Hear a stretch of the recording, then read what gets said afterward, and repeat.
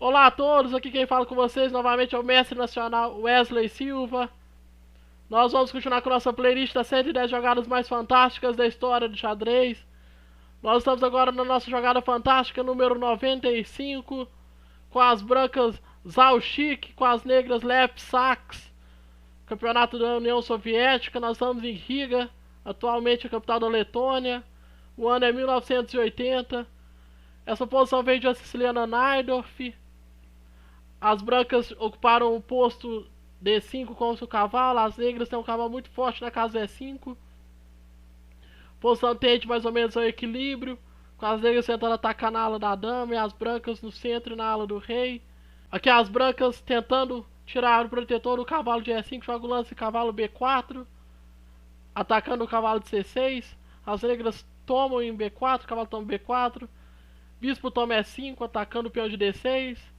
Mas dá origem a um ataque interessante por parte das negras, aproveitando temas táticos. Joga cavalo C2 atacando a dama, dama G3 pressionando o peão de D6, pressionando o bispo de G5, cavalo E3, um duplo nas duas torres, torre por D6 atacando a dama, cavalo toma F1, lance intermediário atacando também a dama de G3, bispo toma F1. E aqui as brancas acreditam que tem algum tipo de compensação pela qualidade que acabaram de perder, devido ao cavalo de E5 ter desaparecido do tabuleiro, ter ganhado um peão nessas trocas. Agora as negras seguem o lance dama E7, cavalo D4 pressionando o bispo de E6. E nesse momento eu aconselho que vocês pausem o vídeo. Estamos prestes a ver nossa jogada fantástica número 95. O que jogar com as peças negras? Espero que vocês tenham pausado o vídeo. Nesse momento que Lep Saks realiza a nossa jogada fantástica número 95. F6. Sacrifica o bispo de E6, ainda levando por cima um ataque à dama negra. As brancas devem ter ficado chocadas com esse lance. Então realizam um lance torre, toma E6. E qual será que é a ideia das negras ao sacrificarem o bispo de E6? Ainda agora estão levando um ataque sobre a dama negra. Sacrifício de dama, F por E5. Recupera a peça. E agora está atacando o bispo de F1. Então nesse momento, se as brancas aceitassem o sacrifício, jogando por exemplo torre por E7, seguiria torre por F1 cheque, rei H2 e bispo F4 cravando a dama, recuperando ali todo o material perdido e ficando com a qualidade a mais. Então as brancas não aceitam o sacrifício de dama, jogam simplesmente o lance bispo E2, tirando o ataque da torre de F1. E agora as negras vão atacar as brancas, jogando o lance dama D8, o cavalo de D4 está atacado, dama por E5, bispo F4 atacando a dama, dama D5, dama H4, agora a dama passa ao ataque, começa a criar ameaça sobre o rei branco, cavalo F3 tentando defender, dama F2, invadindo a posição branca, dama D1 trazendo peças para defender o rei, torre D8 trazendo a última peça, ataque na dama, cavalo D4, dama G3 ameaça mate em H2, dama G1 defende o mate, bispo E3 ataca a dama, dama D1, torre F2, as peças negras começam a invadir a posição branca, bispo F3, bispo F4 e nessa posição as brancas abandonam a partida. O ataque negro é muito forte, ameaça de mate. Se segue um lance, por exemplo, como dama G1 tentando evitar o mate, seguiria simplesmente torre F1 ganhando a partida imediatamente. E caso as brancas simplesmente retirem sua dama, por exemplo, fazendo um lance, retirem o rei, por exemplo, jogando um lance como rei G1, o simples lance torre toma B2 faz com que as negras fiquem na posição completamente vencedora. Então essa foi a nossa jogada fantástica número 95. Agora nós vamos para a nossa jogada fantástica número 94, com as brancas Visma Navin e com as negras Sorokin. Nós estamos em Toliar, na Rússia, 1985. Essa posição vem de uma inglesa, onde as negras jogam o lance E6 para tentar combater a inglesa. E na posição nós vemos que as brancas têm vantagem de espaço. Os dois cavalos estão centralizados, muito bem posicionados.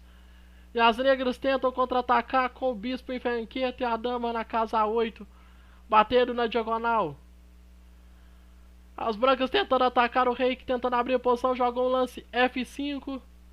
As negras tentam impedir o ataque, jogando o cavalo C5. E nesse momento as brancas jogam o lance cavalo F6 cheque, sacrifício de peça.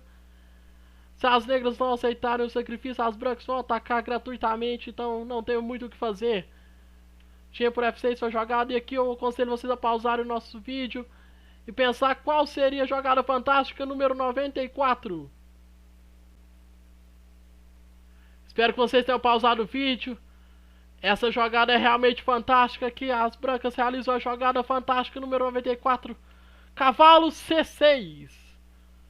Um lance que parece completamente absurdo. Entrega o cavalo numa casa onde ele poderia ser capturado por 3 peças negras. Mas nós vamos ver que a posição do cavalo é uma posição onde não pode ser capturado. Vamos analisar aqui com vocês as possíveis variantes. Vamos imaginar, por exemplo, o lance bispo toma C6. Se bispo toma C6, as brancas jogariam simplesmente dama G4 cheque, rei H8, E por F6 ameaçando mate em G7, torre G8 tentando se defender, F por E7 cheque, e aqui vai ter mate forçado, E5, bispo toma E5 cheque, F6, bispo toma F6 cheque, torre G7, dama toma G7 e seria checkmate. Uma outra possível continuação, tomando com o cavalo em C6. Uma possível continuação tomando com o cavalo em C6 seguiria E por F6.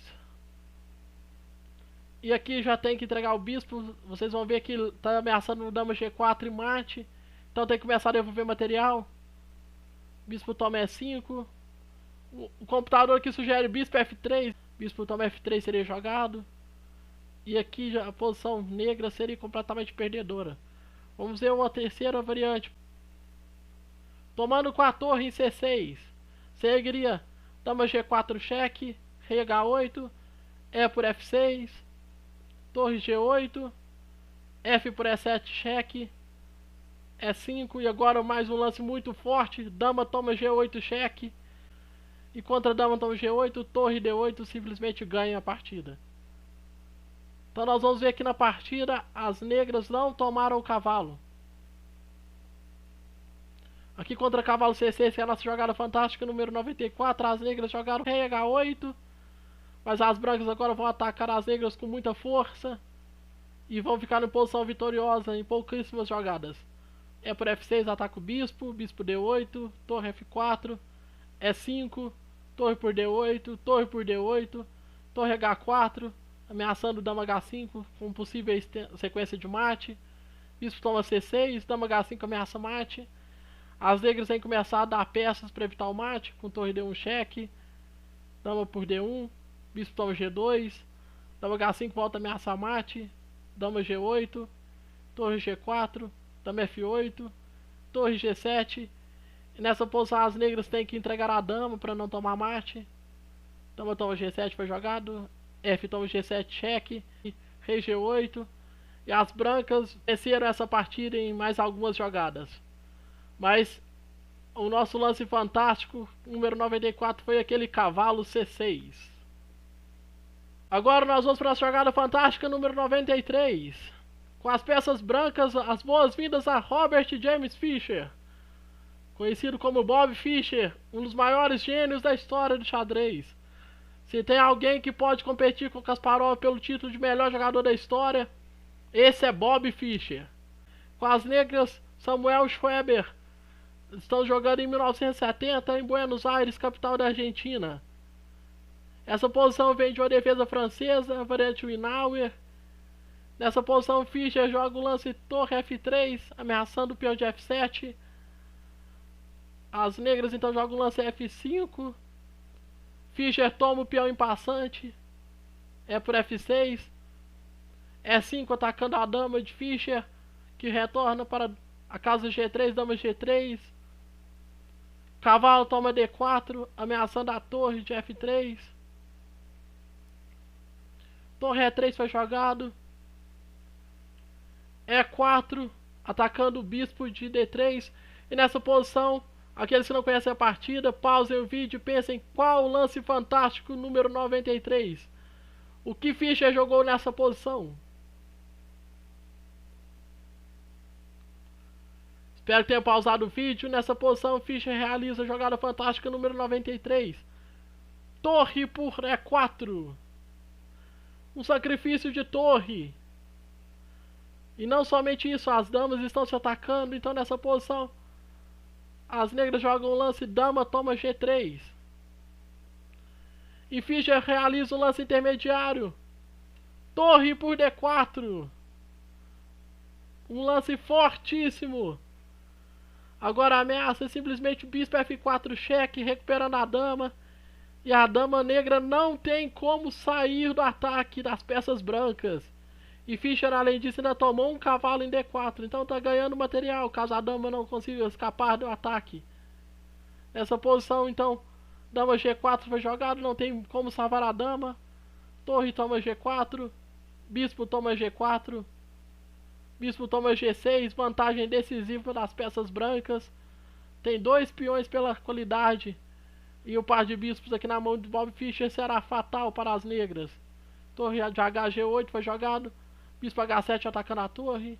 Torre H8. Bispo D3. Agora segue manobras de Fischer para pressionar as negras e apoiar o peão passado de F. Torre de D8. F7 avançando o peão passado. Torre E7. F8 dama, cheque. Para fazer com que ambas as torres estejam alinhadas na diagonal para depois atacar com o bispo. Torre por F8. Bispo B4. Agora vantagem material de Fischer. Torre de F, F7. Bispo toma E7. Torre toma E7. F3. Agora nós vemos que ele já tem um peão a mais. Bispo D7. A5. Rei C7. Rei F2. Torre F7. Rei E3. Avançando o rei até o centro. Rei sempre ao centro. Em posições de finais. Rei D6. G3. Rei C5. F4. Bispo G4. Torre B1. Torre E7 cheque. Rei D2. B6. A por B6. A por B6. H3.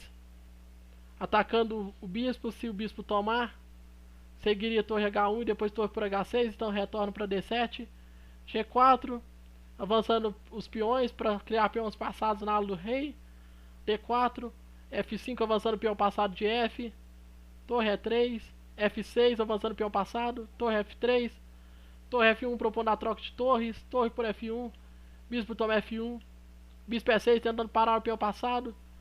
Mas nessa posição as negras abandonam. Uma possível sequência seria simplesmente jogar bispo E2, H4 e G5, criando mais um peão passado, e seria indefensável para as negras. Espero que todos tenham gostado do nosso vídeo. Se inscreva aqui no canal, deixe seu like.